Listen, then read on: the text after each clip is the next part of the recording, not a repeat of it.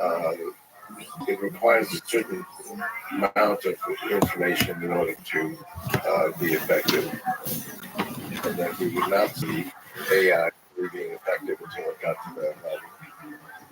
And we had large language models that were like 10 billion bytes, didn't work very well. We finally got to 100 billion bytes, and now they work fairly well. And now we're going to a trillion bytes. You say Lambda has 100 of what does that mean? Or what if you had something that had one byte, one parameter? Maybe you want to tell whether or not something's an elephant or not. And so you put in something that would detect a trunk. It has a trunk, it's an elephant. It doesn't have a trunk, it's not an elephant. So that will work fairly well. There's a few problems with it. It really reveals how the trunk is. But anyway, And maybe other elephants have trunks. You might get really confused. yeah, exactly. I'm not sure which they have trunks. How do you define trunks? But yeah, that's one parameter. You can do okay. So these things have 100 billion parameters, so they're able to deal with very complex issues. All kinds of trunks. Human beings actually have a little bit more than that, but they're getting to the point where they can emulate humans. If we were able to connect this to our neocortex, we would basically add more of these abilities to make distinctions. And it could ultimately be much smaller and also be attached to information that we feel is reliable. So that's where we're headed. Do you think that there will be a merger in the 30s, an increasing amount of merging between the human brain and the AI brain? Exactly. And the AI brain is really an emulation of beings, and that's why we created beings in the same way. And this is basically the amplifier. I mean, this amplifies the brain. It's a little bit clumsy to interact with, but it definitely is way beyond what we had 15 years ago. But the implementation becomes different. The bird versus the airplane. Even though the AI brings it starts adding features we might not otherwise have, like ability to consume a huge amount of information quickly, like look up thousands of Wikipedia articles in one take. Exactly. We can get to issues like simulated biology, simulate many different things at once. We already have one example of simulated biology, which is the Moderna vaccine. And that's going to be now the way in which we create medications. But they were able to simulate what each example of an mRNA would do to a human being. They were able to simulate that quite reliably. And we actually simulated billions of different mRNA sequences. And they found the ones that were the best and created the vaccine. They did, and talked about doing it quickly. They did that in 2 days. How long would a human being take to simulate billions of different mRNA sequences? I don't know if you could do it at all. It would take many years. But it did it in 2 days. And one of the reasons that people didn't like vaccines is because it was done too quickly. It was done too fast. And they actually included the time it took to test it out, which was 10 months. So they figured it took 10 months to create it. Actually, it took us 2 days. And we also would be able to ultimately do the test in a few days as well. Oh, because we can simulate how the body will respond to it. Yeah, but that's a little bit more complicated because the body has a lot of different elements, and we have to simulate all of that. But that's coming as well. So ultimately, we could create it in a few days and test it in a few days, and it will be done. And we can do that with every type of medical insufficiency that we have. So curing all diseases, improving certain functions of the body, supplements, drugs, for recreation, for health, performance, productivity. And that's where we're headed. So, I mean, right now we're a very inefficient way of creating these new medications. But we've already shown it. The Moderna vaccine, bad. The vaccines we've had, and it literally took 2 days to create. And we'll get to the point where we can test it out and say quickly. Are you impressed by AlphaFold and the solution to the protein folding, which essentially is simulating, modeling permanent building block of life into the protein in its 3D shape? It's pretty remarkable that they can actually predict what the 3D shape of these things are. But they did it with the same type of neural net that one, for example, the code test. So it's all the same. It's all the same. But they took the same thing and just changed the rules to chess, and within a couple of days, it now played a master level of chess greater than any human being. And the same thing then worked for AlphaFold. There's no human had done. I mean, human beings could do, the best humans could maybe do 15, 20% of figuring out what the shape would be. And after a few takes, it ultimately did just about 100%. Do you think the singularity will happen in 2045? And what does that mean? Once we can amplify our brain computers, which will happen in the 2030s, that's going to keep growing. Another whole theme, which is the exponential growth of computing power. Yeah, so looking at price performance of computation from 1939 to 2021. So let's start with the very first computer actually created by a German during World War II. And I thought that it might be significant, but actually the Germans didn't think computers were significant. They completely rejected it. The second one is also the Zeus 2. And by the way, we're looking at a plot with the x in the year from 1935 to 2025. And this log scale is computation per second per constant dollar. So dollar normalized to inflation. And it's growing linearly on the log scale, which means it's growing exponentially. The third one was the British computer, which the Allies did take very seriously. And it cracked the German code.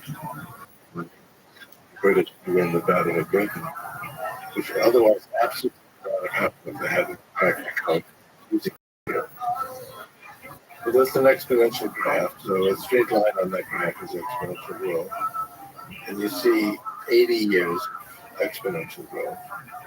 And I would say about every 5 years, it happened shortly before the pandemic, people saying, and they call it Moore's Law, which is not the correct, because that's not all Intel. In fact, it started decades before Intel was even created. It wasn't with transistors formed into a grid. It's not just transistor count or transistor size. Right. It started with relays, then went to vacuum tubes, then went to individual transistors, and then to integrated circuits. Integrated circuits actually like in the middle of this graph. And it has nothing to do with it. Intel actually was a key part of this. That a few years ago they stopped making chips. If you take the fastest chip of any technology in that year, you get this kind of graph. And it's definitely continuing for 80 years. So you don't think Moore's Law, broadly defined, is dead? It's been declared dead multiple times. That's what I said. I don't like the term Moore's Law because it has nothing to do with Moore or with Intel. But yes, the exponential growth of computing is continuing. And it's never stopped on various. I mean, we went through World War II, world conditions, it's just continuing.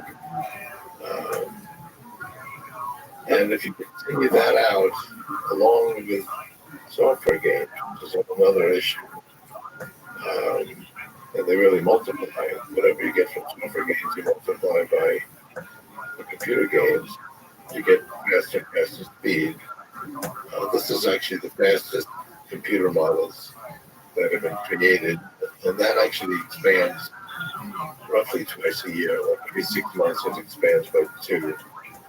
So we're looking at 2010, 2022. On the x-axis is the publication date of the model, and the perhaps sometimes an actual paper associated with it. And on the y-axis is training, compute, and flops. And so basically, this is looking at the increase in the not transistors, but the power of neural networks. It's the competition of how they created these models, and that's doubled every 6 months. Which is even faster. Yeah, yeah. Actually, because faster than the amount of cost, this has actually become a greater investment to create these. But at any rate, by the time you get to 2045, we'll be able to multiply our intelligence many millions fold. And it's very hard to imagine what that would be like. And that's the singularity you can't even imagine. Right, that's why we call it the singularity. The singularity in physics, something gets sucked into its singularity and you can't tell what's going on in there because no information can get out of it. There's various problems with that, but that's the idea. It's uh, too much beyond what we can imagine. Do you think it's possible we don't know this? That what the singularity actually feels like is we just live with exponentially increasing cognitive capabilities, and we almost, because everything's moving so quickly, aren't really able to perspect our life. Yeah, but I mean, we will have that much greater capacity for things, so we should be able to come back Looking at history, understand history. But we will need people, especially like you and me, that actually think about these. Think about it. But we might be distracted by all the other sources of entertainment and fun because the exponential power of intellect is growing, but also There'll be a lot of fun. the amount of ways you can have, I mean, we already have a lot of fun with computer games and so on. They're really quite remarkable. what do you think about the digital world, the metaverse, virtual reality? Will that have a component in this, or will most of our advancement be physical? Well, that's a little bit like Second Life, although the Second Life actually didn't work very well because it couldn't actually handle too many people. And I don't think the metaverse has come to being. I think there will be something like that. It won't necessarily be from that one company. I mean, there's going to be competitors. But yes, we're going to live increasingly online. And particularly if our brains are online, then how can we not be online? Do you think it's possible that, given this merger with AI and most of our meaningful interactions with virtual world, most of our life, we fall in love, we make friends, we come up with ideas, we do collaborations, we have fun. Actually, somebody who's marrying somebody that they never met. I think they just met her briefly before the wedding, but she actually fell in love with this other person, never having met them. And I think the love is real. That's a beautiful story, but do you think that story is one that might be experienced as opposed to by hundreds to thousands of people, instead of hundreds of millions? I don't really think the appreciation is worth communicating. If anybody, not such. So I think more and more people will do that. But that's turning our back on our entire history of evolution. Well, in the old days, we used to fall in love by holding hands and I'm sitting by the fire, that kind of stuff. You're actually have 5 patents on where you can dance, even if it's so the touch, the sense, it's all just senses. It's all just be touch. replicated. It's not just that you're touching someone or not. It's a whole way of doing it, and it's very subtle. But we can emulate. Are you excited about that future? Do you worry about that future? I have certain worries about the future, but not that. virtual touch. I agree with you. Describe 6 stages in the evolution of information processing. That's this problem. Can you maybe talk through some of those stages? Physics, chemistry, brain, very beautiful. It's process. It actually gets more rapid. Physics and chemistry, that's how we started. So we had very beginning. We had lots of neutrons and various things traveling around. And that took actually many billions of years.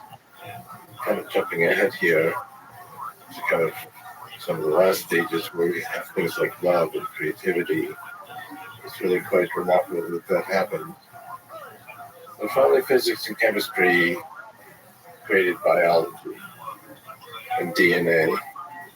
And now you have actually one type of molecule described the cutting edge of this process.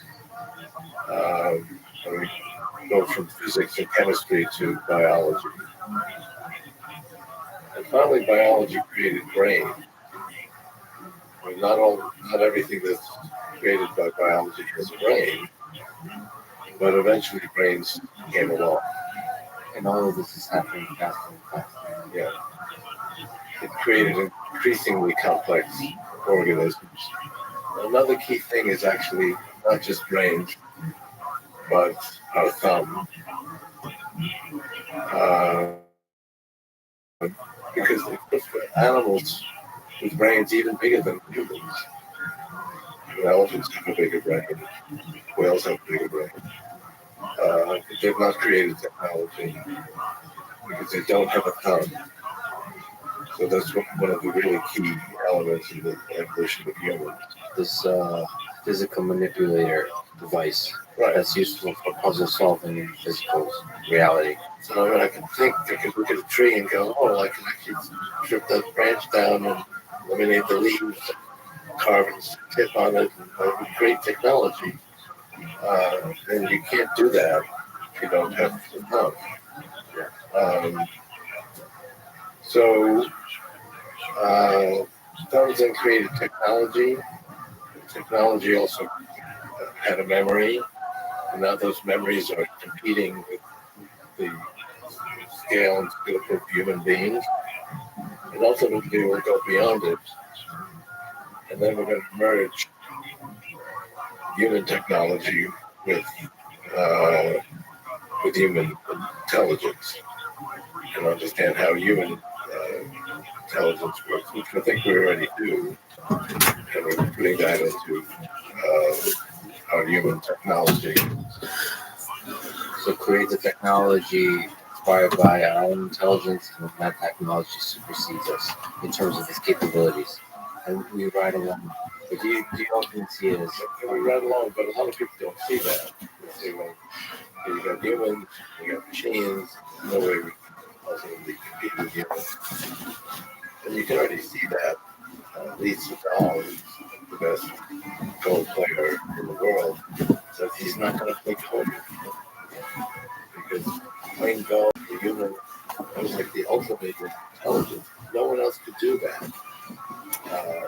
But now a machine can actually go way beyond it. So he says, well, that's what we're playing with.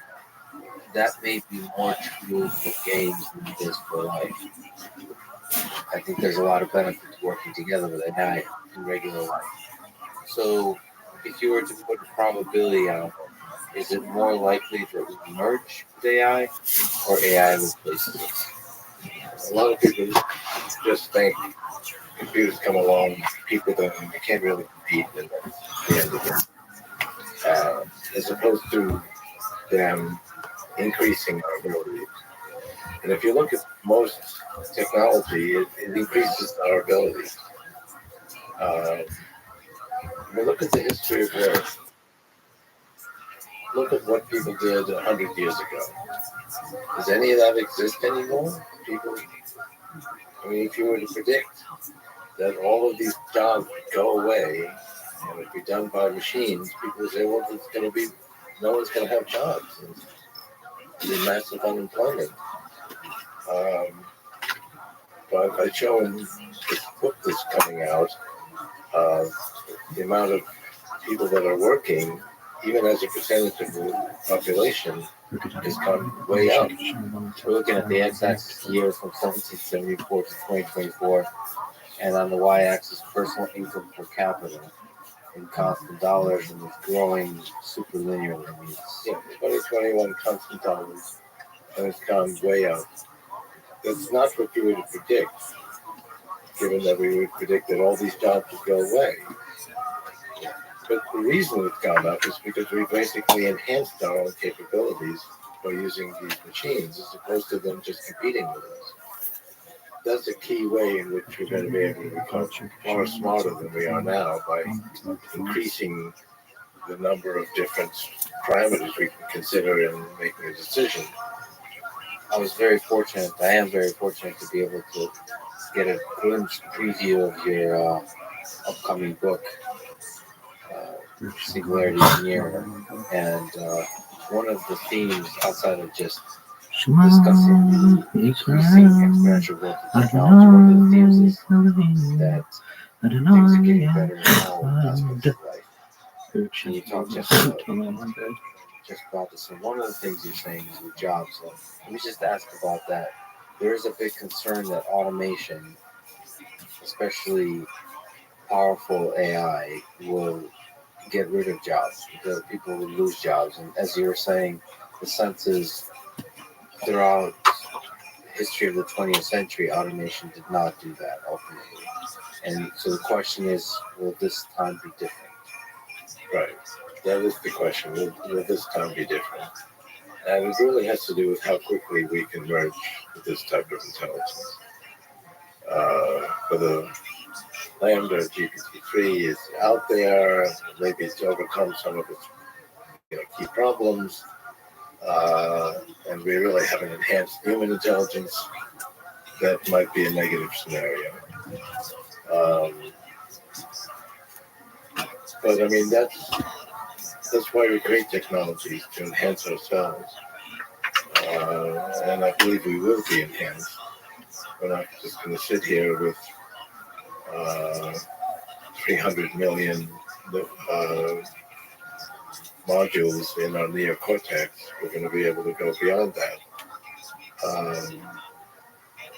Because that's useful, but we can multiply that by 10, 100, 1,000, million.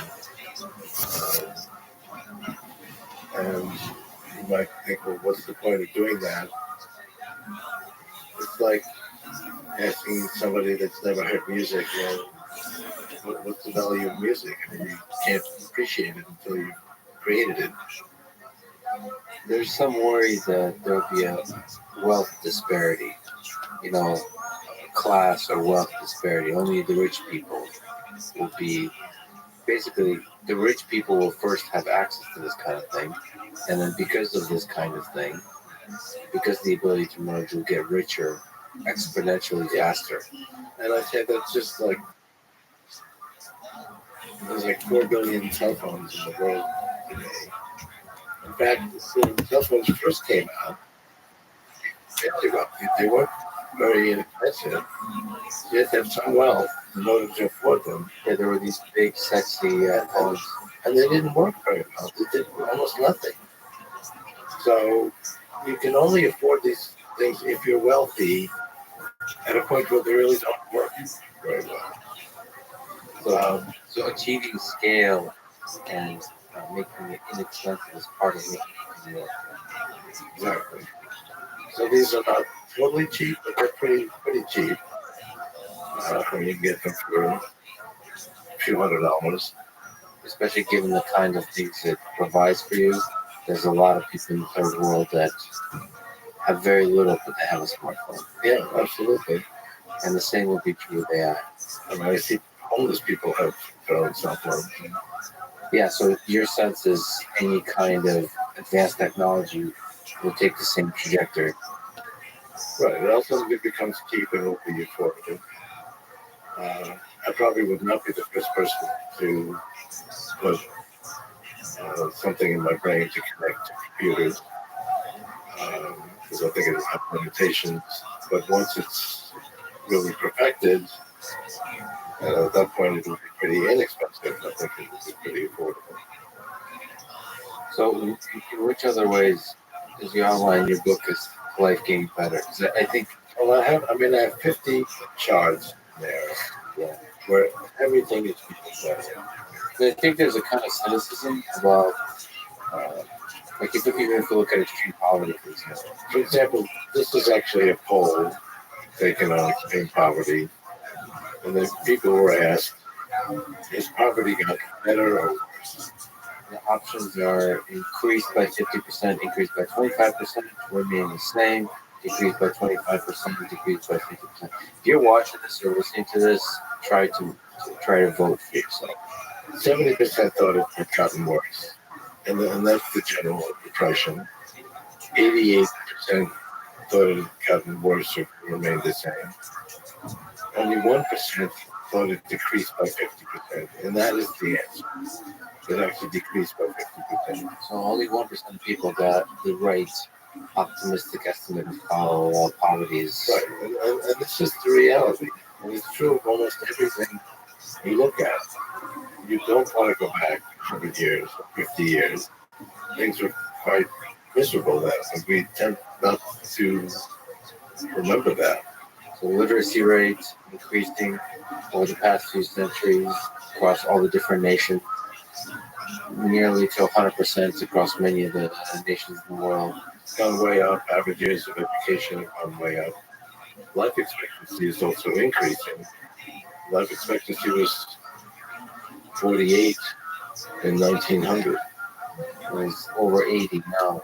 and it's going to continue to go up, particularly as we get into more advanced stages of simulated biology.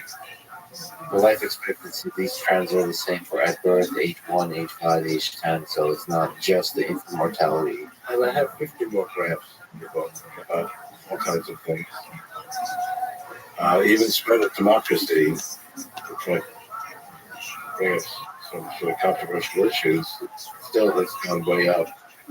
But that one, it's gone way up. That one is a bumpy road, right? Exactly. And somebody might represent democracy and go backwards, but we basically had no democracies before the creation of the United States, a little over 2 centuries ago. So the scale of human history isn't that long. Do you think superintelligence systems would help with democracy? So, what is democracy? Democracy is giving a voice to the populace and having their ideas, having their beliefs, having um, their views represented. Well, I hope so.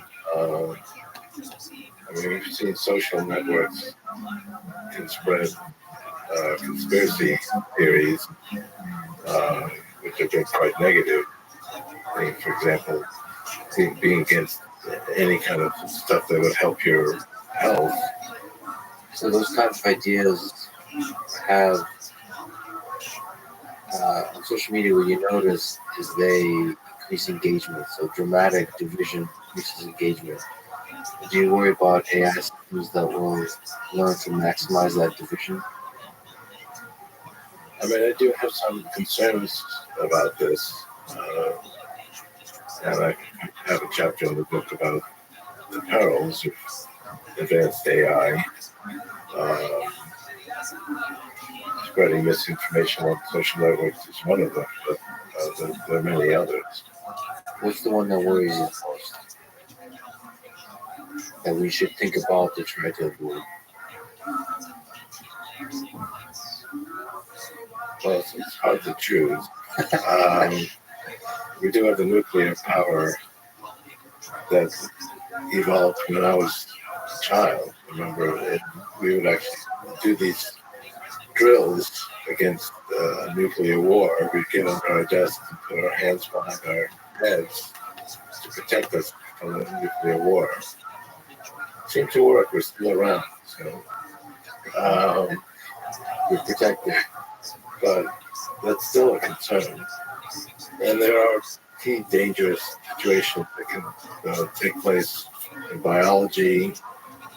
Someone can create a virus that's very. I mean, we have viruses that are hard to spread, and they can be very dangerous. And we have viruses that are easy to spread, but they're not so dangerous. Somebody could create something that would be very easy to spread and very dangerous. It would be very hard to stop. It could be something that would spread without people noticing, because people could get it, they'd have no symptoms, and then everybody would get it, and then symptoms would occur maybe a month later. So, I mean, and that actually doesn't occur normally, because if we were to have a problem with that, we wouldn't exist. So the fact that humans exist means that we don't have viruses that can spread easily and kill us, because otherwise we wouldn't exist. Yeah, viruses don't want to do that. They want to spread and keep the host alive, somewhat. So you can describe various dangers with biology, also nanotechnology, which we actually haven't experienced yet, but there are people that are creating nanotechnology and describe that. Now, you're excited by the possibilities of nanotechnology, of nanobots, of being able to do things inside our body, inside our mind. It's going to help. What's exciting, what's terrifying about nanobots? What's exciting is that that's a way to communicate with our neocortex, because each neocortex is pretty small, and you need a small entity that can actually get in there and establish a communication channel. And that can really be necessary to connect our brains to AI within ourselves, because otherwise it would be hard for us to compete with it. In a high bandwidth way. Yeah, yeah. And that's key, actually, because a lot of the things like Neuralink are really not high bandwidth. The nanobots is going to be achieved high bandwidth. How much intelligence would those nanobots have? Yeah, they don't need a lot, just enough to basically establish communication channels with one nanobot. Primarily about communication Yeah. between external computing devices and our biological thinking machine. What worries you about nanobots? Is it similar to with the viruses? Well, I mean, it's the great goo challenge. You have a nanobot that wanted to create any kind of entity and repeat itself, and was able to operate in a natural environment. It could turn everything into that entity and basically destroy all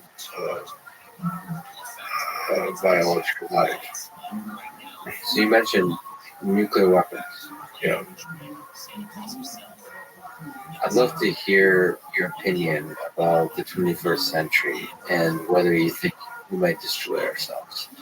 And maybe your opinion, if it has changed by looking at what's going on in Ukraine, that we could have a hot war with nuclear powers involved, and the tensions building, and the seeming forgetting of how terrifying and destructive nuclear weapons are. Do you think humans might destroy ourselves in the 21st century? And if we do, how? And how do we avoid it? I don't think that's going to happen, despite the terrors of that war. it is a possibility, but I mean, I don't. It's unlikely in your mind. Yeah, even with the tensions we've had with this one nuclear power plant that's been taken over, um, it's very tense. But I don't actually see a lot of people worrying that that's going to happen. I think we'll avoid that. We had 2 nuclear bombs go off in 45, so now we're 77 years later. Yeah, we're doing pretty good. We've never had another one go off through anger. People forget. People forget the lessons of history. Well, yeah, I mean, I am worried about it. I mean, that is definitely a challenge. But you believe that we'll make it out, and ultimately, superintelligent AI will help us make it out, as opposed to destroy us. I think so. But we do have to be mindful of these dangers. And there are other dangers besides nuclear weapons. So, to get back to merging with AI, will we be able to upload our minds in a computer in a way where we might even transcend the constraints of our bodies? So, copy our minds into a computer and leave the body behind. So let me describe one thing. I write it down for my father. That's a great story. So we created technology. This is public. Came out, I think, 6 years ago, where you could ask any question. And the release product, I think it's still on the market, it would read 200,000 books. And then find the one sentence in 200,000 books that best answers the question. It's actually quite interesting. You can ask all kinds of questions and you get the best answer in 200,000 books. But I was also able to take it and not go through 200,000 books, but go through a book that I put together, which is basically everything my father had written. So everything he had written, I had gathered, and we created a book. Everything that Frederick Israel had written. Now, I didn't think this actually would work that well because stuff he'd written was stuff about how to lay out. I mean, he did directed choral groups and music groups, and he would be laying out how people should, where they should sit, and how to fund this. All kinds of things that really didn't seem that interesting. Um, and yet, you ask a question, and we go through it, and it would actually give you a very good answer. So I said, well, who's the most interesting composer? And he said, well, definitely Brahms. He would go on about how Brahms is fabulous. Talk about the importance of music education. So you could have essentially So I question and answer conversation. Can have a conversation with him, which was actually more interesting than talking to him, because if you talk to him, he'd be concerned about how they're going to lay out this property to give a choral group. He'd be concerned about the day-to-day versus the big question. Exactly. And you did ask him what the meaning of life, and he answered love. Yeah. You miss him? Yes, I do. You get used to missing somebody after 52 years. And I didn't really have intelligent conversations with him until later in life. The last few years he was sick, which meant he was home a lot. And I was actually able to talk to him about different things like music and other things. And so I miss that very much. What did you learn about life? What part of him is with you now? He was devoted to music, and when he would create something to music, it put him in a different world. Otherwise, he was very shy. And if people got together, he wanted to interact with people just because of his shyness. But when he created music, he was like a different person. Do you have that in you? Yeah, Kind of light that shines. I mean, I got involved with technology at like age 5. You fell in love with it in the same way you did with music. Yeah, yeah. I remember this actually happened with my grandmother. She had a manual typewriter, and she wrote a book, One Life Is Not Enough.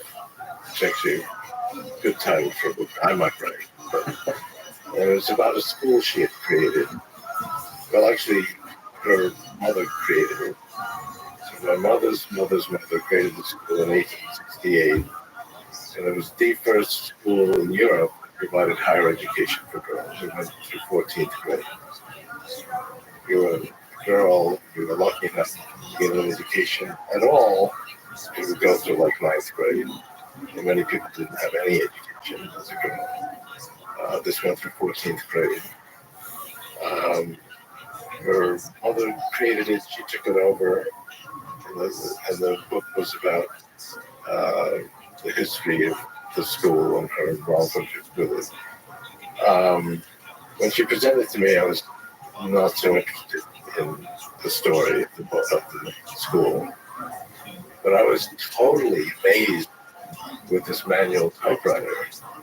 I mean, here was something you could put a blank piece of paper into, and you could turn it into something that looked like it came from a book. And you could actually type on it, and it looked like it came from a book. It was just amazing to me. And I could see actually how it worked. And I was also interested in magic. But in magic, somebody actually knows how it works. The magic goes away. The magic doesn't stay there if you actually understand how it works. But he was technology. He didn't have that word when I was 5 or 6. And the magic was still there for you? Magic was still there, even if you knew how it worked. So I became totally interested in this, and then went around collecting little pieces of mechanical objects, bicycles, broken radios, go through the neighborhood. This was an era where you would allow 5 or 6 year olds to roam through the neighborhood to do this. We don't do that anymore. But I didn't know how to put them together. I could just figure out how to put these things together. I could solve any problem. And I actually remember talking to these very old girls, I think they were 10, and telling them if I could just figure this out, we could fly, we could do anything. And they said, well, you have quite an imagination. And then when I was in 3rd grade, so it was like 8, created like a virtual reality theater where people could come on stage, they could move their arms, and all of it was controlled through one control box. It was all done with mechanical technology. And it was a big hit in my 3rd grade class. And then I went on to do things, junior high school science fairs, and high school science fairs, so I'm missing out science demonstration. So, I mean, I became committed to technology when I was 5 or 6 years old. You talked about how you use lucid dreaming to think, to come up with ideas as a source of creativity. Could you maybe talk through that?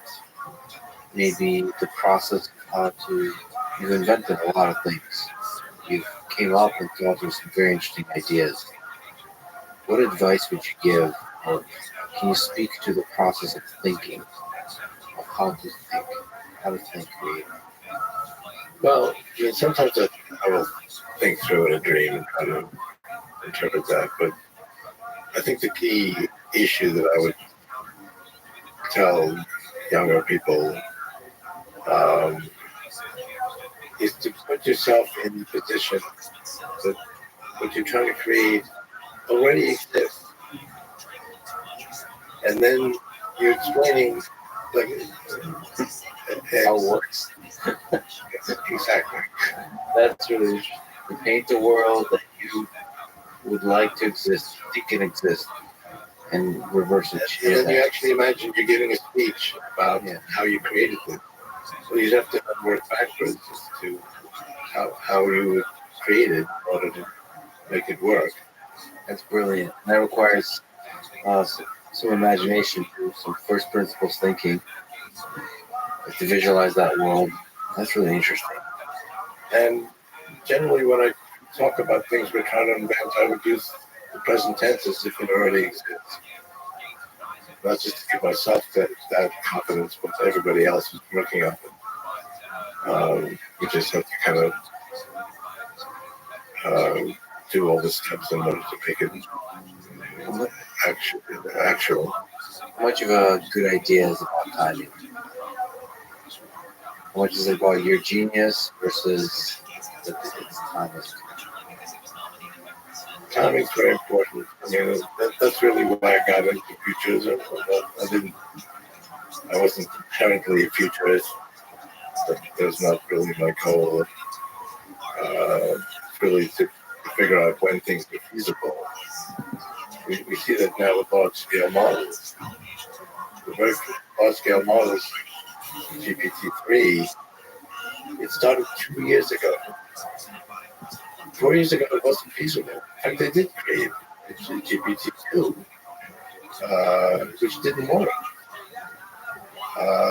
So it required a certain amount of timing, having to do with this exponential growth of computing power. So futurism, in some sense, is the study of timing, trying to understand how the world will evolve, Yeah, and when will the capacity for certain ideas. and that's become a thing in itself, to try to time things in the future. But really, its original purpose was to time my products. I mean, I did OCR in the 1970s because OCR doesn't require a lot of computation. Optical character recognition. Yeah, so we were able to do that in the 70s, and I waited till the 80s to address speech recognition, since that requires more computation. So you were thinking of timing, you're developing those things. Yeah. Has its time come? And that's how you've developed that brain power to start to think in futurist sense. How will the world look like in 2035 and look backwards? Yeah. How it gets. But then it's become a thing in itself, because looking at what things will be like in the future reflects such dramatic changes in how humans will live. That was what's communicating also.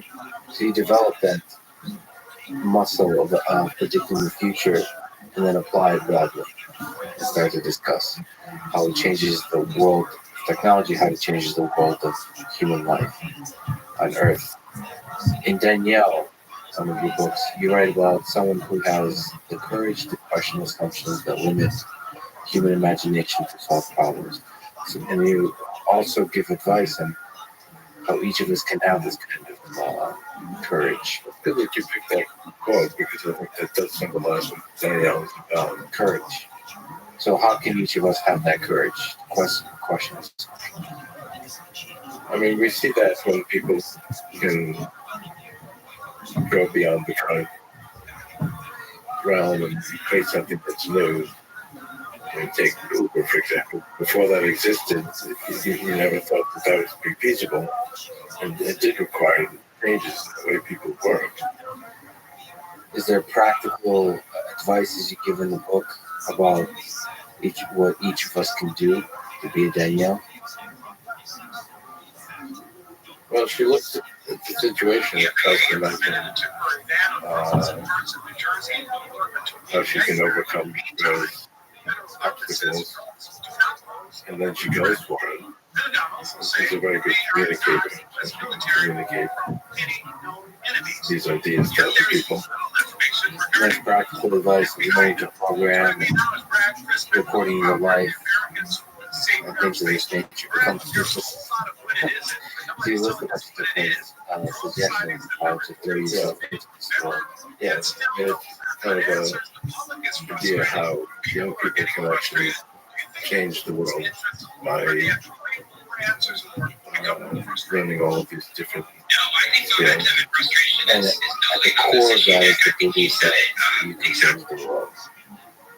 That your mind, your body can change the world. Yeah. That's right. And not letting anyone else tell you that. It's very good.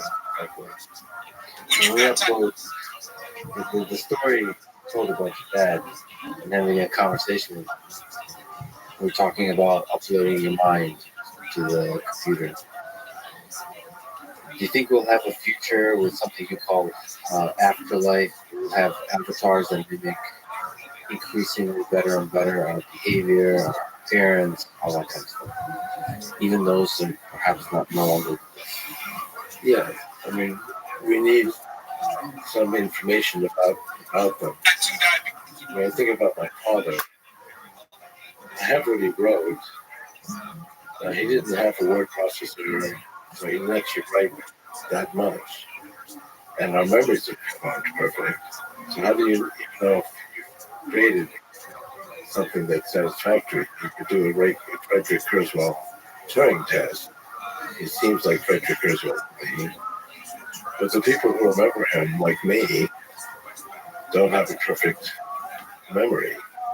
Is there such a thing as a perfect memory? Maybe the whole point is for him to make you feel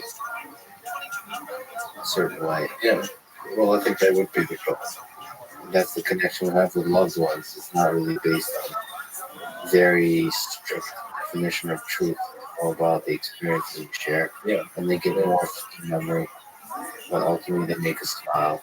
I think we definitely could do that. And that would be very good.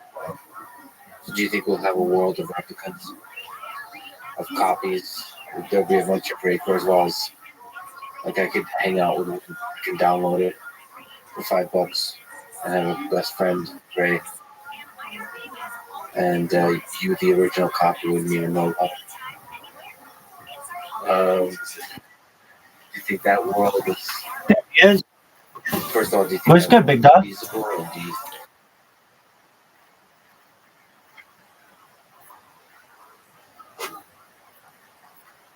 Well, that's kind of you. Just Um, I I'm starting to make waves in this Wall Street Bets server. I mean, usually if I say anything in there, they're just like, "Oh, Jew banned," or like, I mean, I got that today. I get all kinds of shit. People just like thinking that I have some kind of mental issues. Anyway, I I but I got some people in there. Well, basically, like some guy was just like making assertions about my mental competency, and I said, "Look, please stop." Um, what did I say? Please stop demeaning me or something like that. I'm a normal person. I just stream my life for world peace. And some other people in there were like just inquiring with about things with me, and I asked them if I could send them my blog, and I've gotten people to read my blog, and they're like, "Oh, you're like a normal person." I'm like, "Yeah, I literally just stream. That's it. That I don't do anything differently than anybody else." And slowly but surely, you get a couple people in there who understand what you're doing, and then when somebody else makes fun of you, they're like, "Shut the fuck up. You don't know what you're talking about." And then all of a sudden, that straightens everybody out. Basically, when you build allies, and yeah, exactly. And like I have you, who definitely an ally. When that guy Mike was in here, Mike is absolutely obsessed with swatting people. He loves. I. He's been in here like 2 or 3 times, actually more than that. He always talks about he's obsessed with swatting people. He's obsessed with swatting people.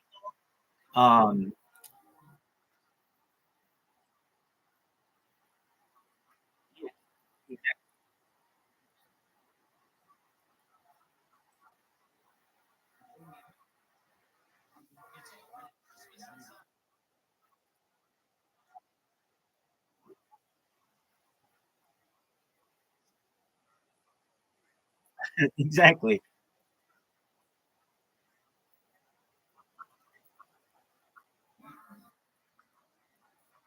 Right. I mean, literally, I'm live in Music Biz Marty right now, and that's how that guy found me. Is me.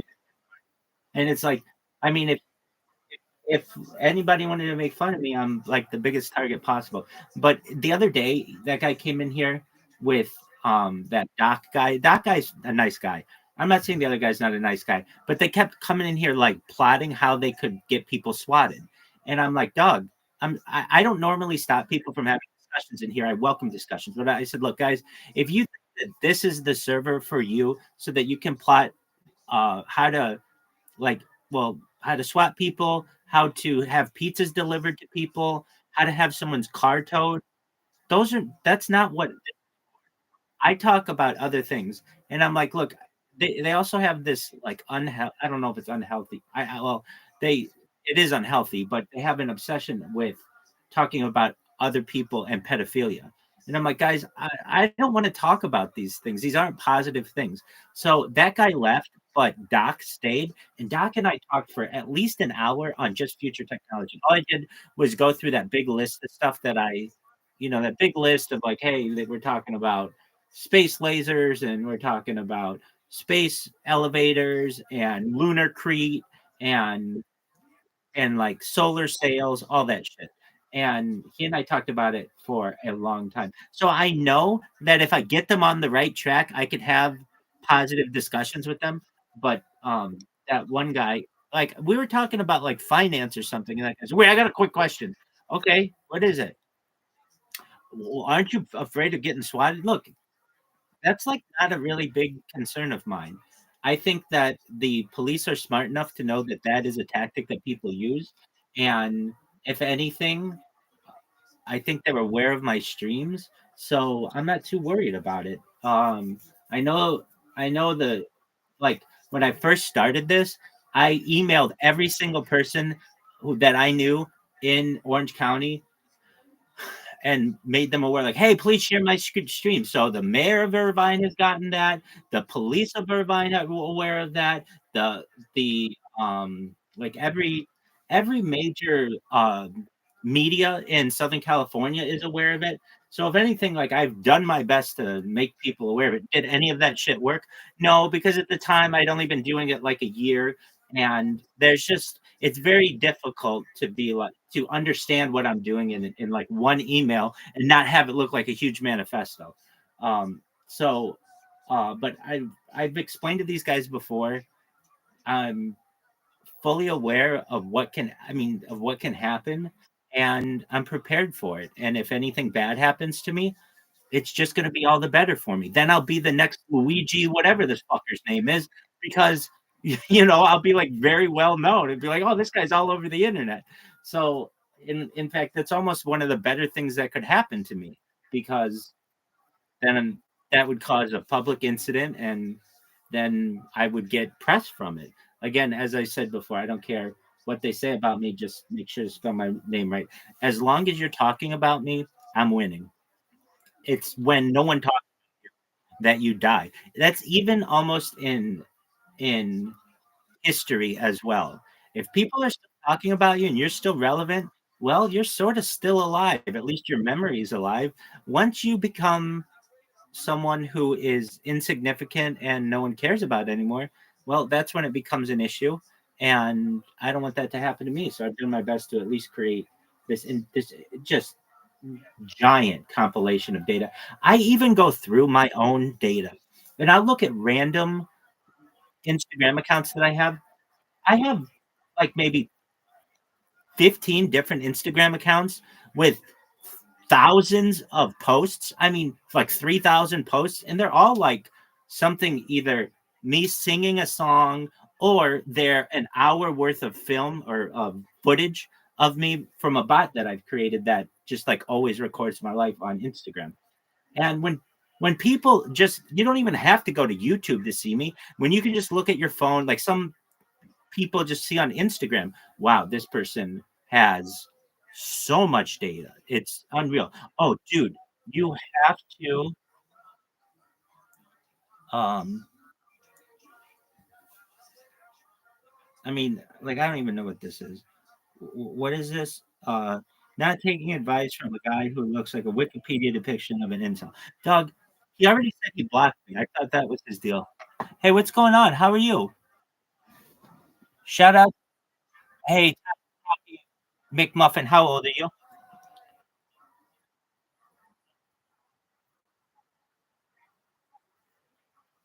Oh, okay, very well. Okay, excellent. How's your day going? How's your day going? Oh, w-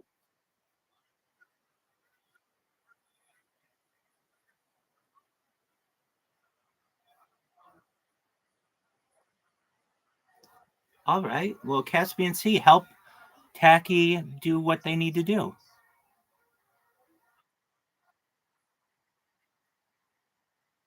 There you go. You're welcome. So, there you go. You're welcome. So, Caspian Sea, walk them through what needs to be done.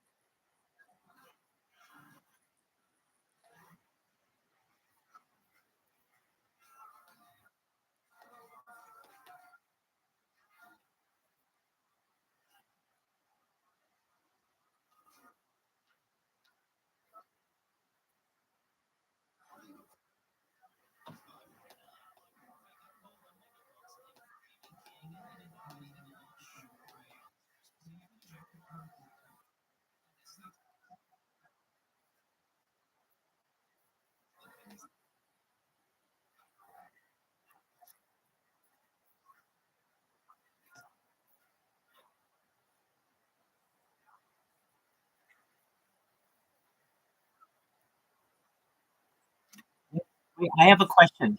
I have a question. Is it because they have their microphone on here? Can you advise them to turn off their mic? Okay, are you sure?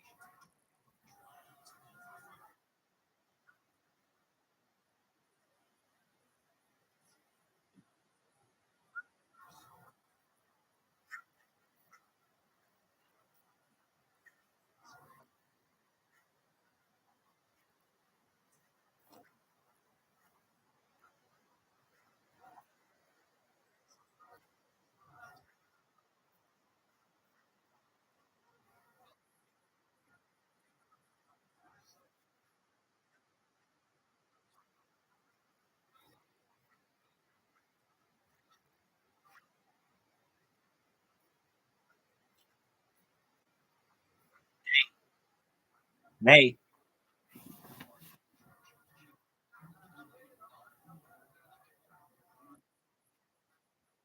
You're good.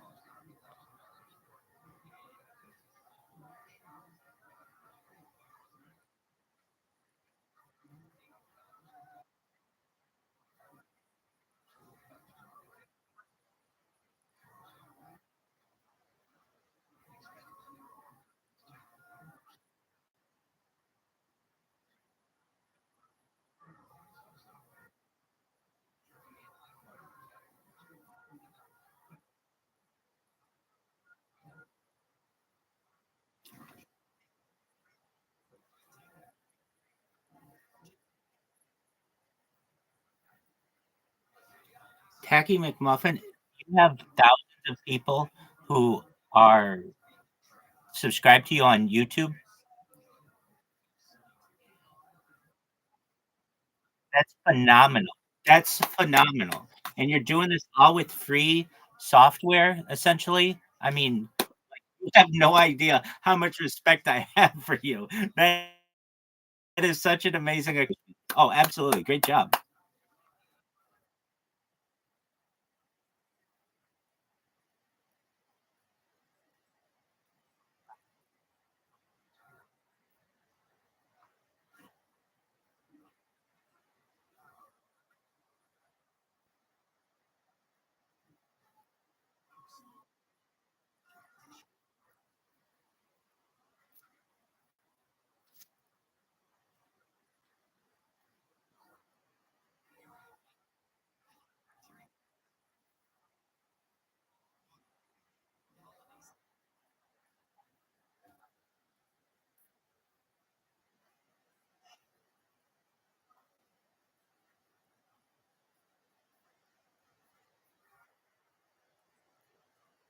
Wait, I don't want to be.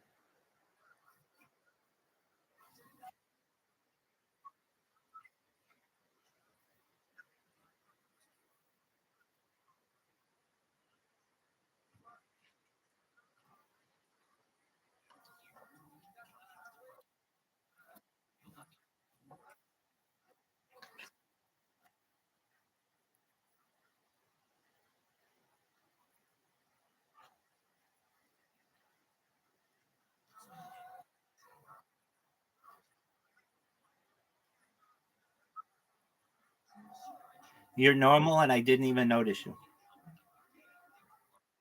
You're welcome.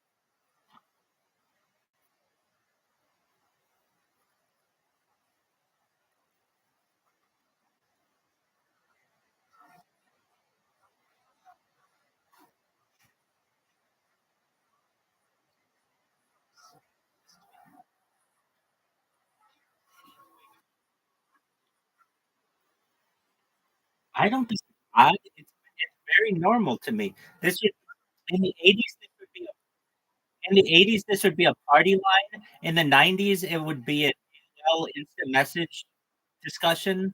In the 2000s, it might be texting group. I don't think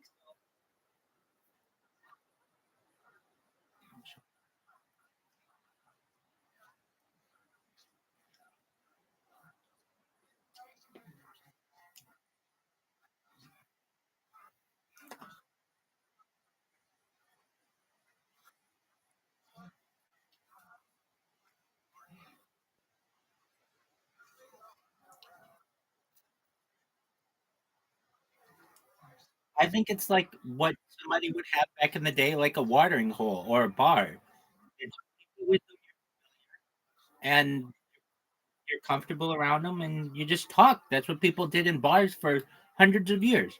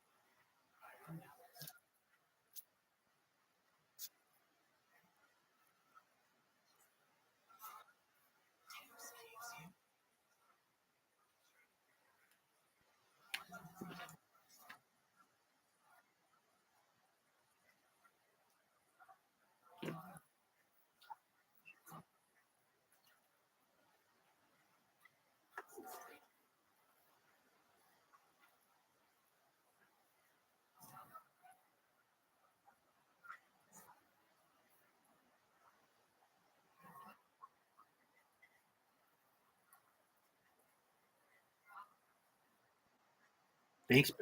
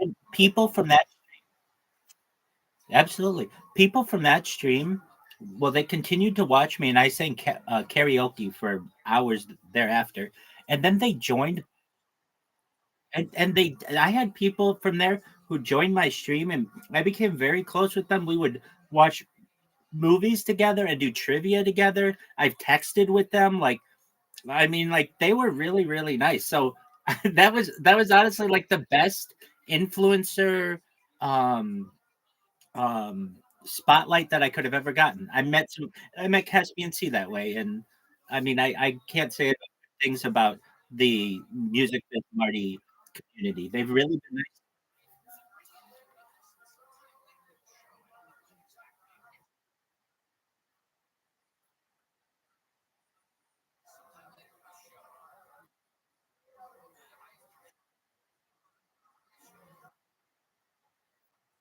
nice. Exactly.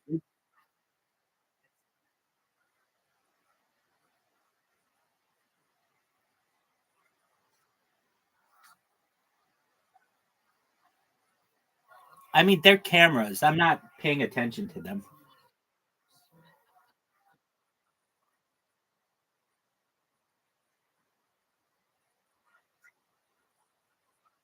Oh, that's really cool.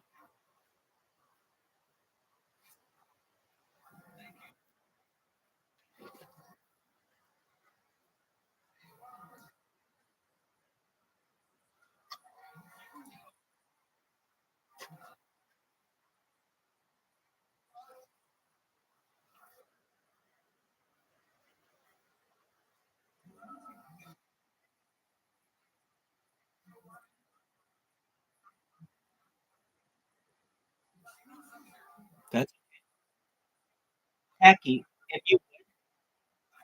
If you would take a look at the link that I just sent you on YouTube, and you can watch all my streams. I've got more than 10 of them going right now. So you can see all of the work that I put in.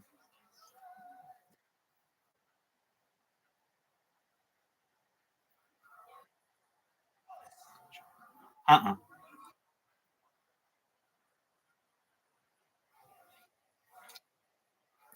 That's correct.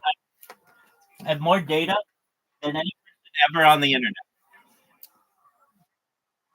because data is its number one resource. It's more valuable than food, water, gold, air, petroleum, palladium, everything.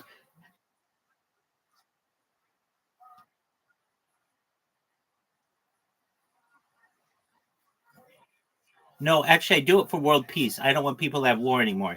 And this stream gives me the platform to be able to discuss world peace. Well, not with that attitude, there's not.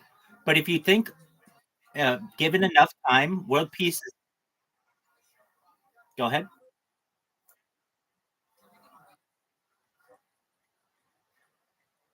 If you study extraterrestrial species or even science fiction, they all have to create peace on their own home planet in order to get into space exploration, into space tourism, into terraforming other planets, and then into interstellar travel. You're exactly right. Tacky, I love you. No, yeah, no, absolutely. Caspian Sea, it was, it was this week. Wow, tacky. No, you're absolutely right. So not with conventional physics we can't, but with the use of anti-gravity we can. But you're right. You're 100% right. The Van Allen radiation belts.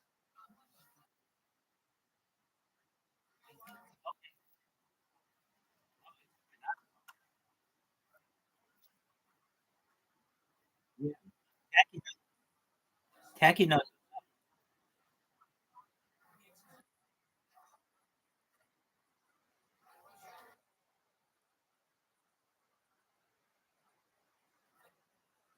I'm not arguing with you. You're entitled to your opinion.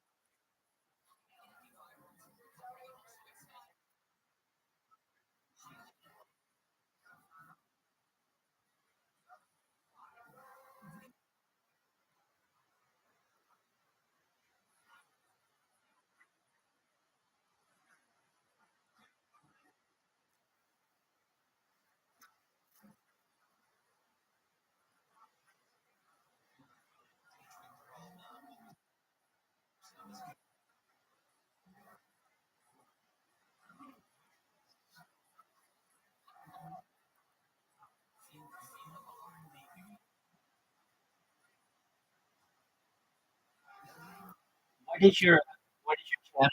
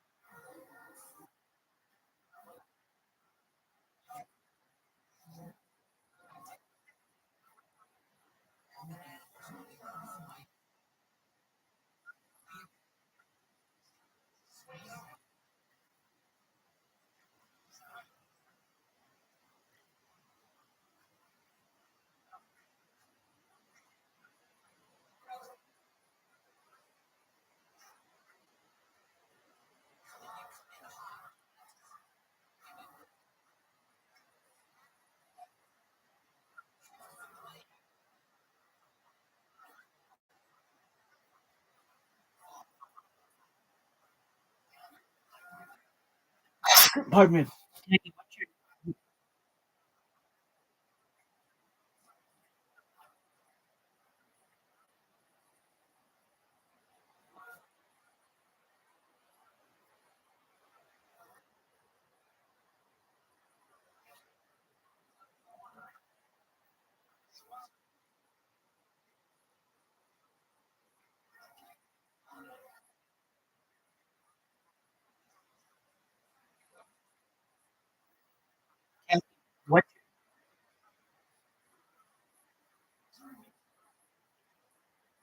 Yeah, you can say it.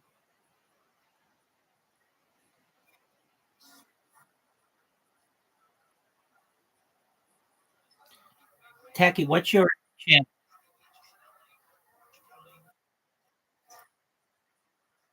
Thank you.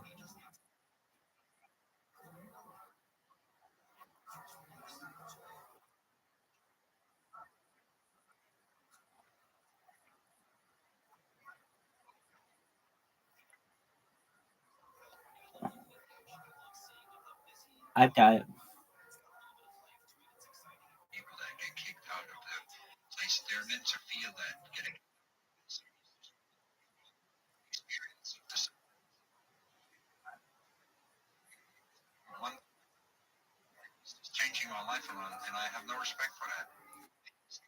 So is your thing poop nut? Yeah.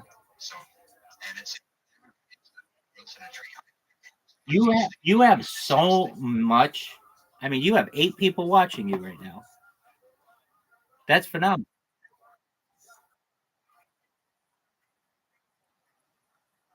Okay, so we want. Okay, so we just need to get. We,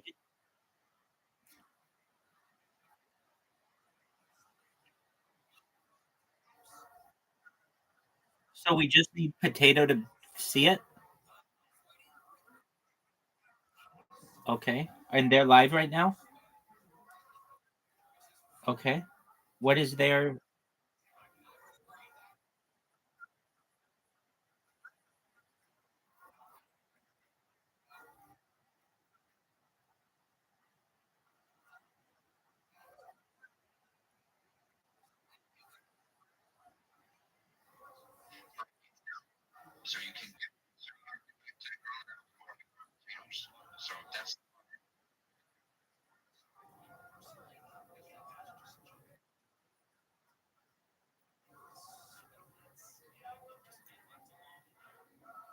So couldn't we just go into Tim Dooley's chat and just say, "Hey, look at Tacky McMuffin's stream"? Okay,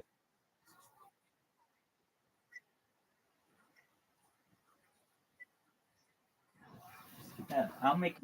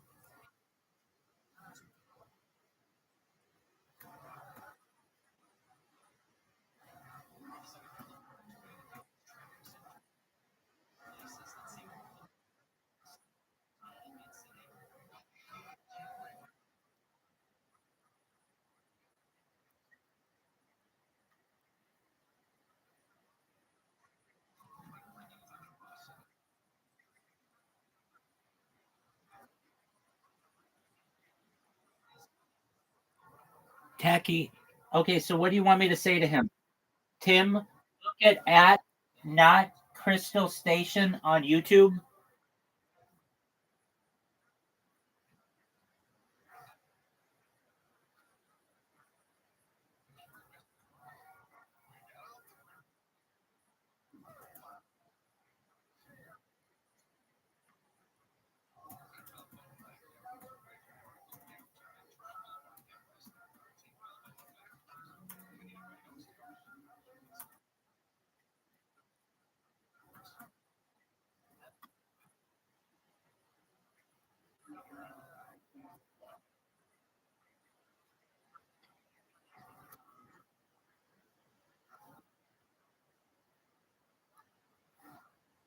What's the last part about What's the last part about tomatoes?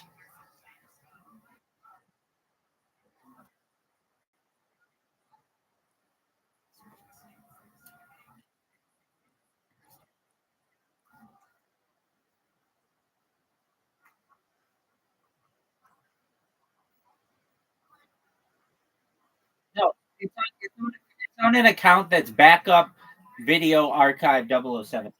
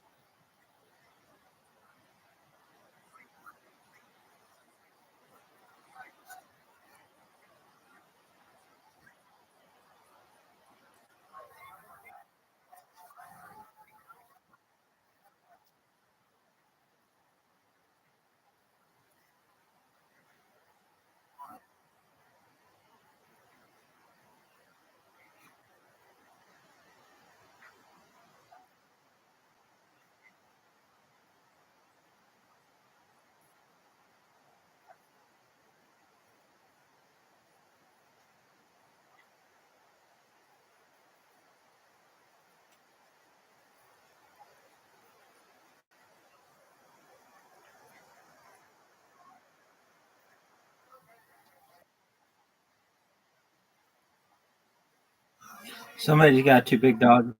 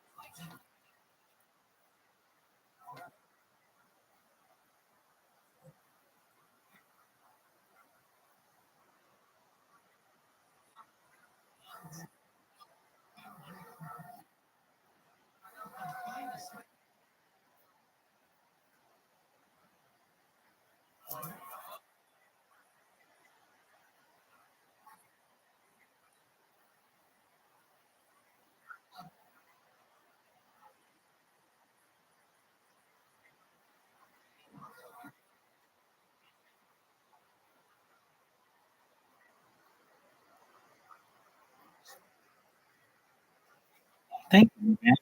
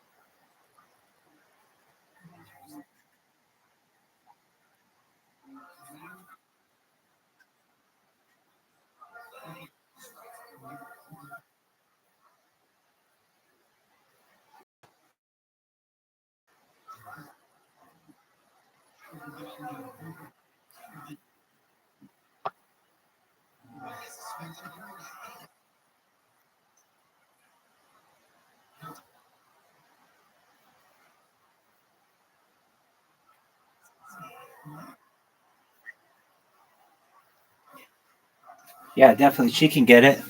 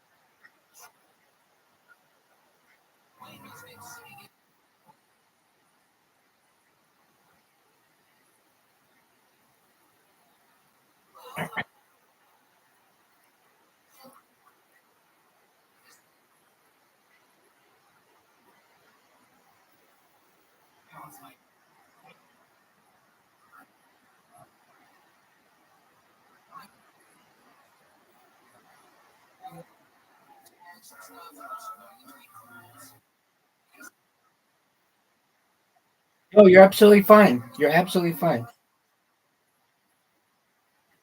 You got it. It's content.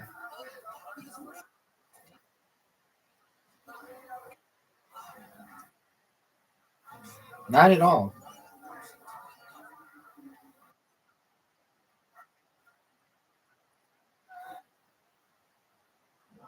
I wish.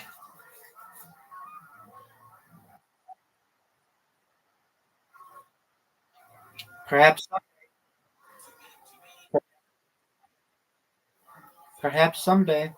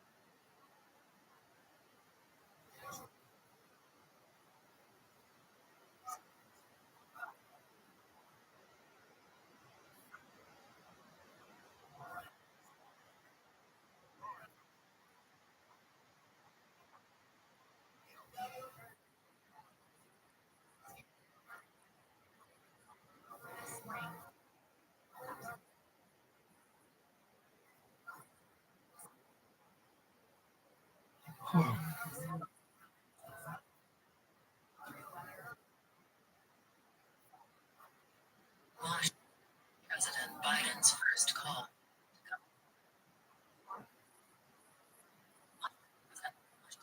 Biden's first call. Objects in the night. Secretary. Escalated into covering. Washington accept assurances that there was until December. Until December. National fixation. Second.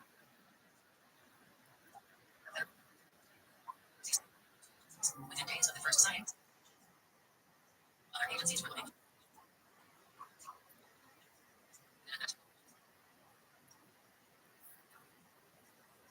The official said. Check-ins. Official said.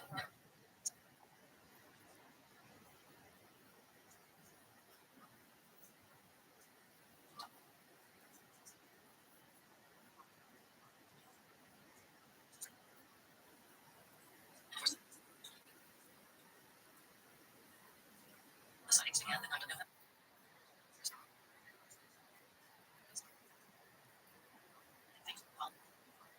Unknown.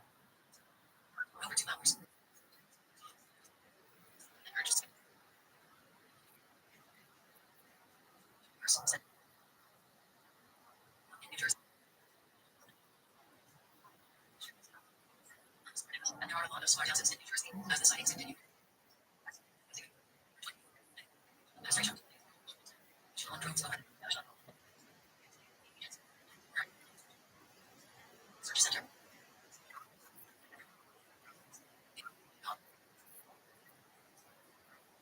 For the U.S. and the continue to be spotted in the vicinity of Dover Royal Air Force. RAF felt well. November 20th. Justice.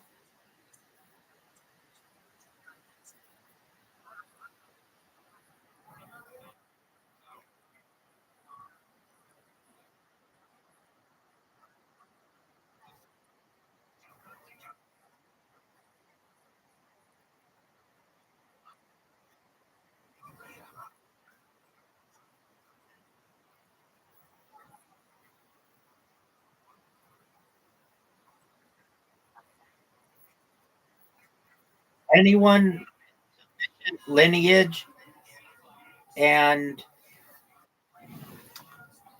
really anyone with sufficient lineage and righteousness could be. It could be anybody. Cas- Cas- Caspian Sea. Caspian Sea. It was just a Wall Street Journal article that I'm sending you. That Biden has contacted the Department of Defense 4 times on these drones or whatever, and still can't get an answer. And if you go on Reddit, on the USA Reddit right now, somebody got uh, a piece of like pieces of metal that fell off one of the crafts, and it's kind of blowing up all over Twitter as well.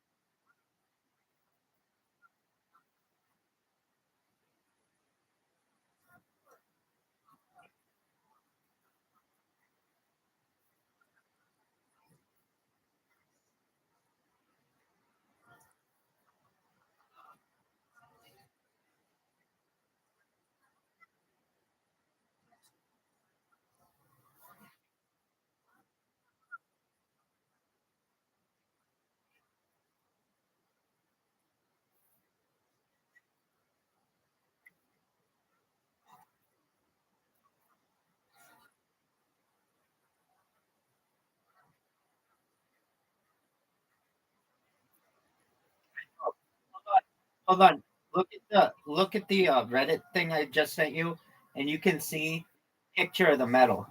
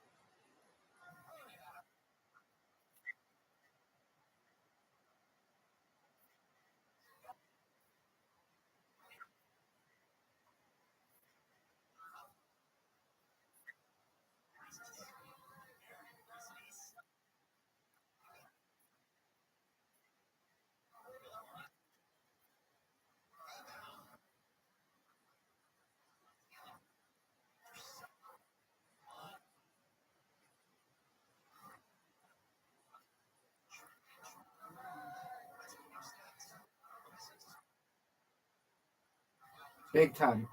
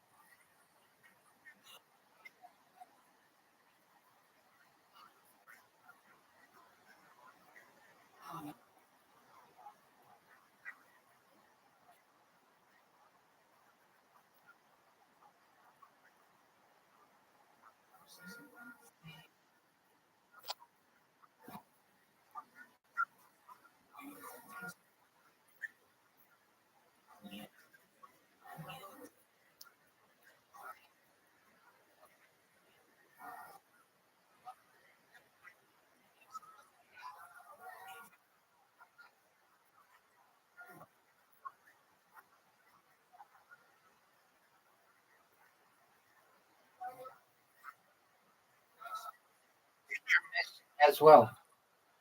I mean, I'm not the only one either. You were just told within the last 24 hours. Other people miss you as well.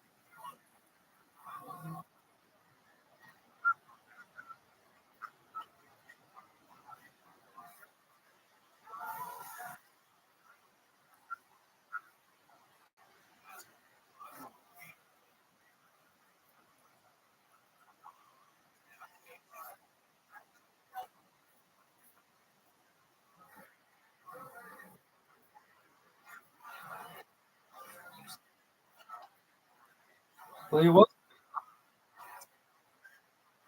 No need. I will keep it.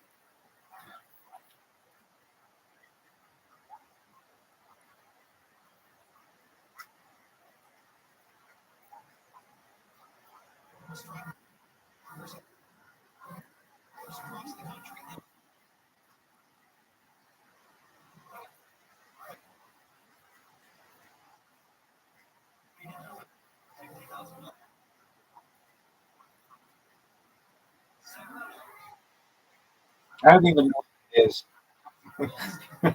I don't even know what that is.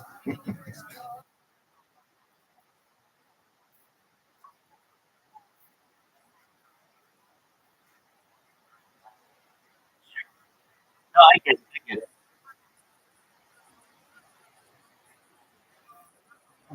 Yeah, yes, exactly. I, yeah, I agree. Being a shit.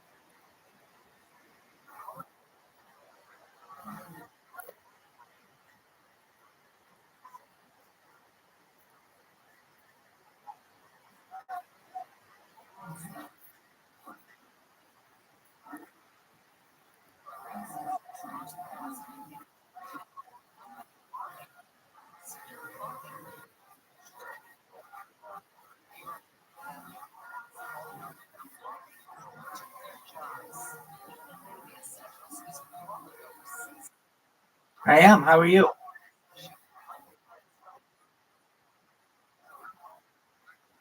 I have 10 screens on. Oh, because we sometimes watch podcasts. So if I ever want, I just hit that button and it's Ray Kurzweil. Like, The original. you're good. I am. I'm a certified project management professional. I've launched apps on the App Store and Google Play. It's essentially someone who's certified in project management.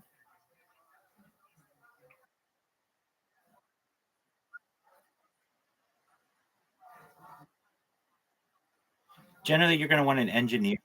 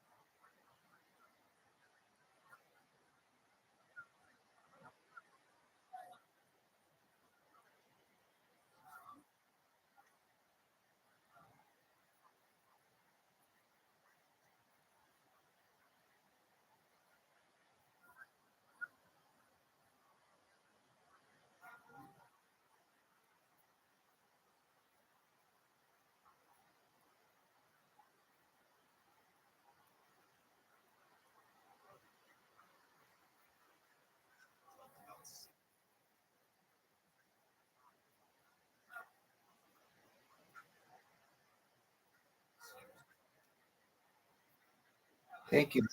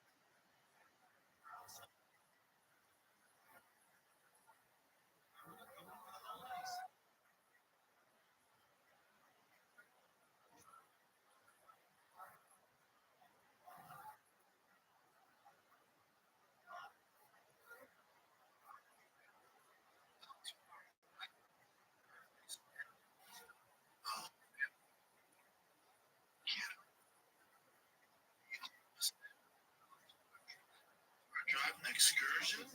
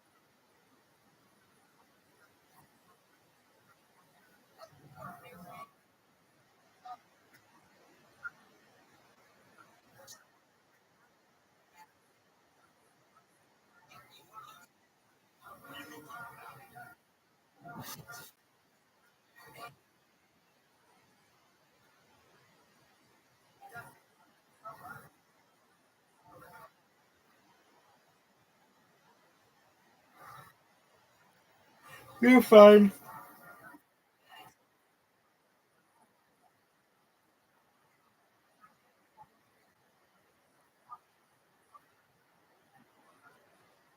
Well, just wait on it. Wait for Caspian Sea.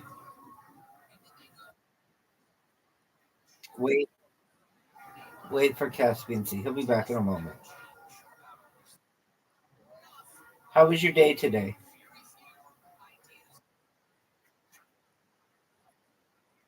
8:27 for me.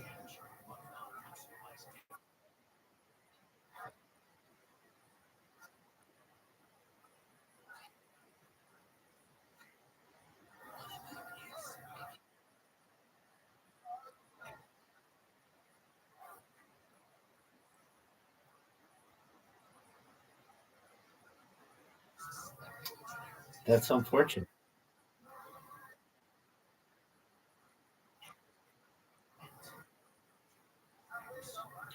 Do you have memory issues?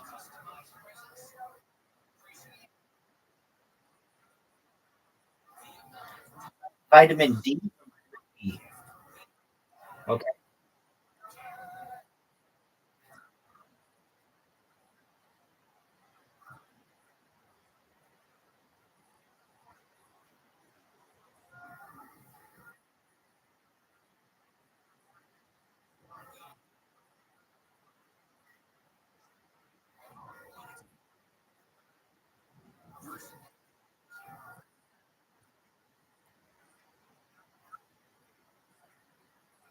A thyroid storm?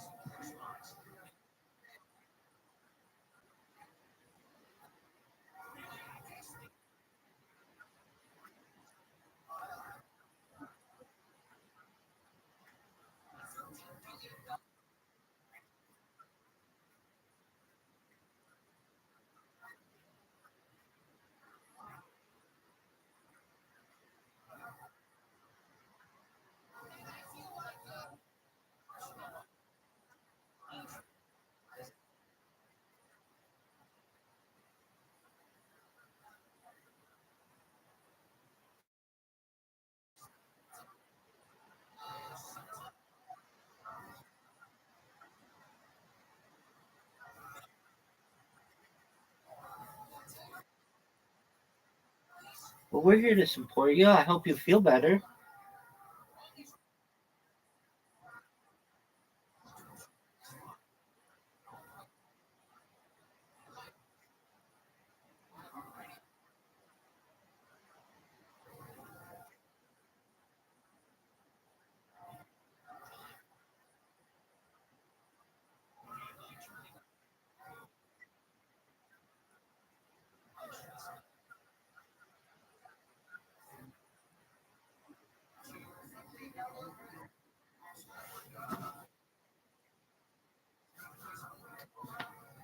I don't know whose responsibility if it is if it's not your own.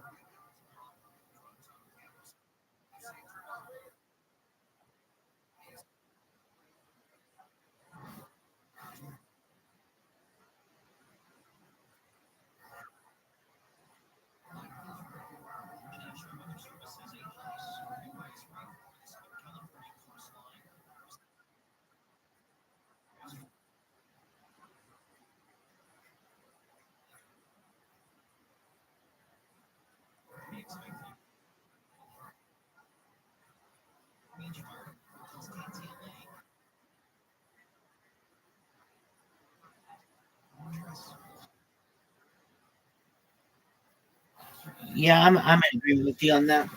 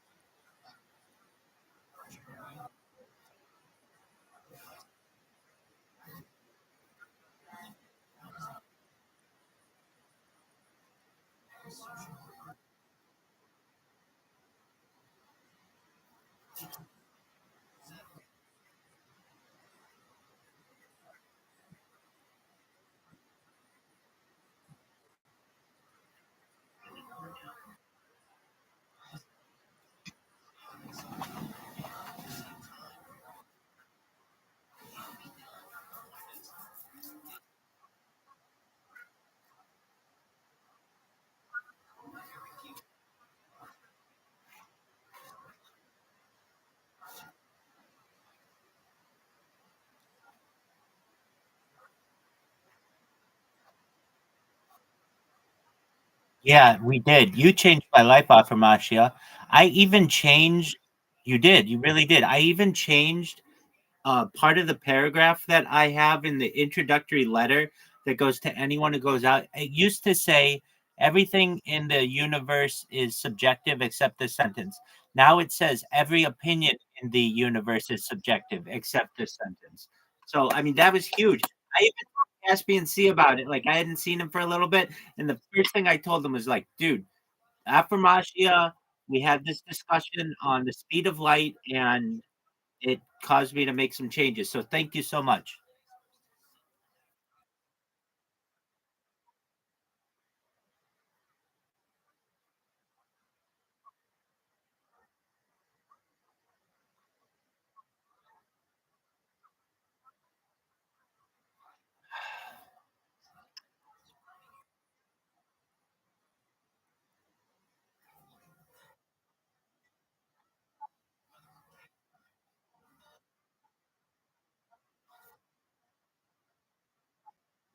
Every opinion is subjective.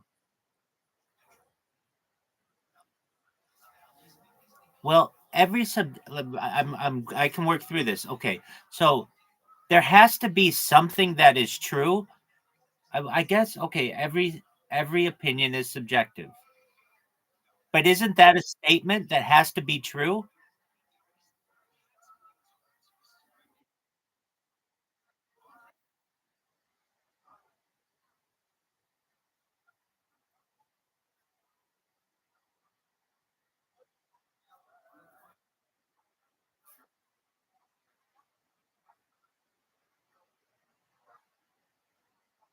Yes, isn't that an objective statement though?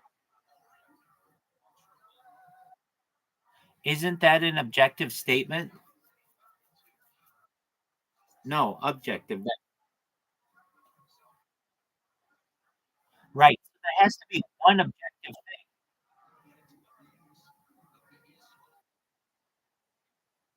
She is. She's very kind.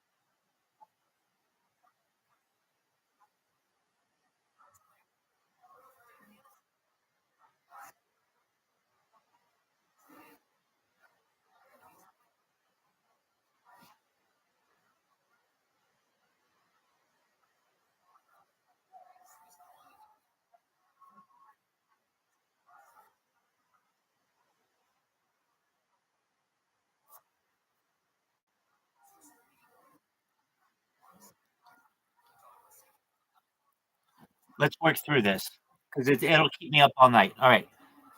So every opinion is subjective. Is that correct?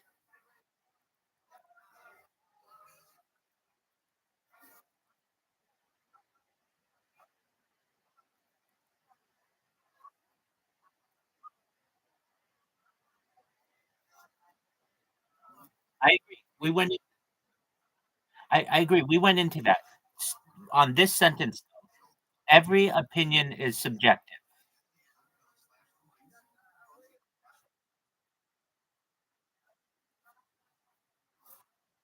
No, I understand that, and we've changed. Wait. So do you agree every opinion is subjective?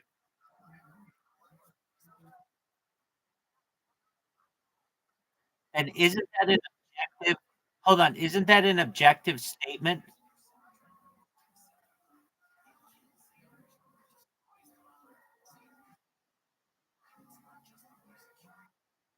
Yes. Yes, it is. Yes, it is. And that's why I love it. There has to be one objective thing. The one objective thing that you're saying is that every opinion is subjective.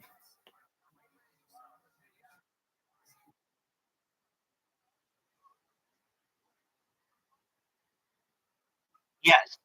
And so yes. And if you were to say, let's try it the other way. Uh, every opinion is subjective. Is that a subjective opinion? Yes, because every opinion is subjective. You need to have one objective thing, and the objective thing would be essentially saying that every opinion is subjective.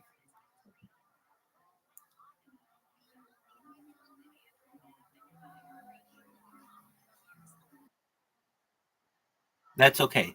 So basically, if we say every opinion is subjective, that's an objective statement.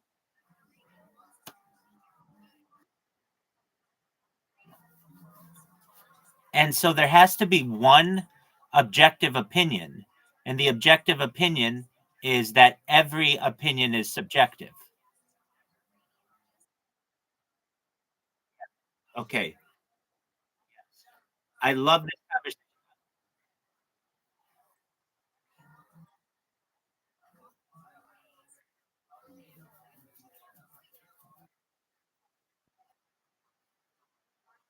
Yeah, essentially.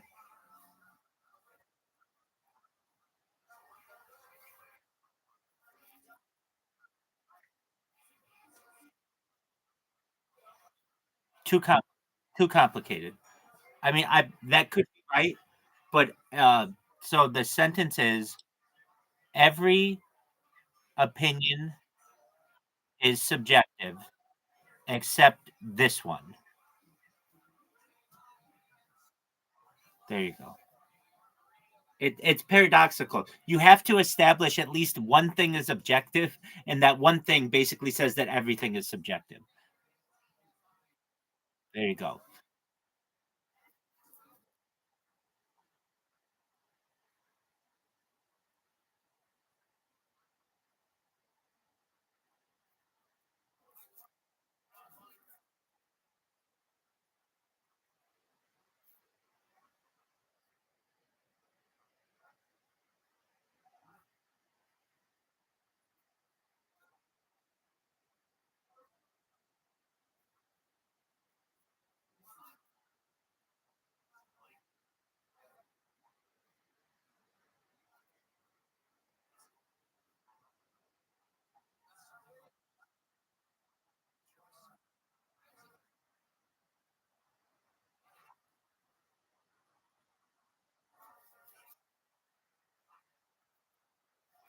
I get you.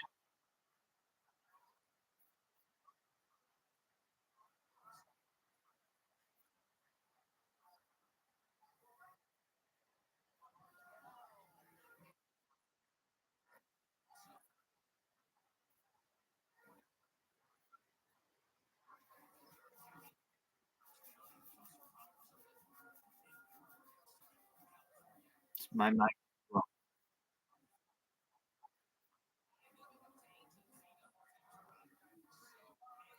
my mind is blown. Taki, you were telling us a story. Did you have a chance to finish your story? No, you. I just want to make sure I understood it correctly. Taki, can you hear me?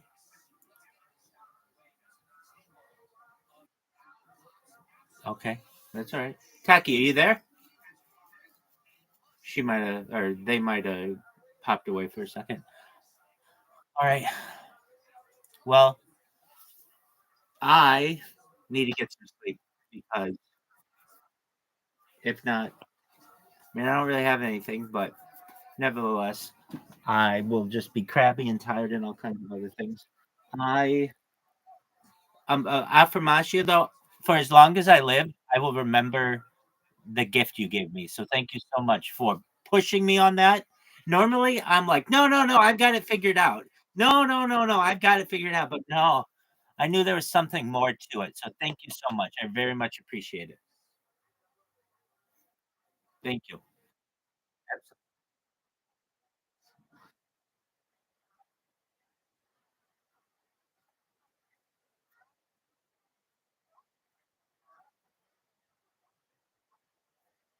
Right, right, right.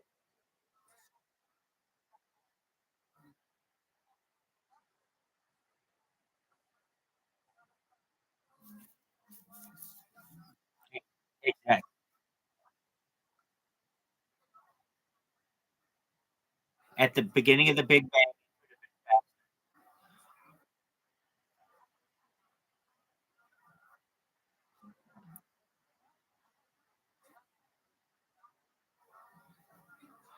Right. And one thing, I just had to look this up just to confirm that I had the number correct. It's 300,000 kilometers per second. Kilometers. So it's actually 1,000. Yes. Thank you so much, though, for that. I very much appreciate it. Caspian Sea, I'll see you after the time traveling. Take care, man. Hey, let's hope I don't get banned anywhere. Yeah, let's hope.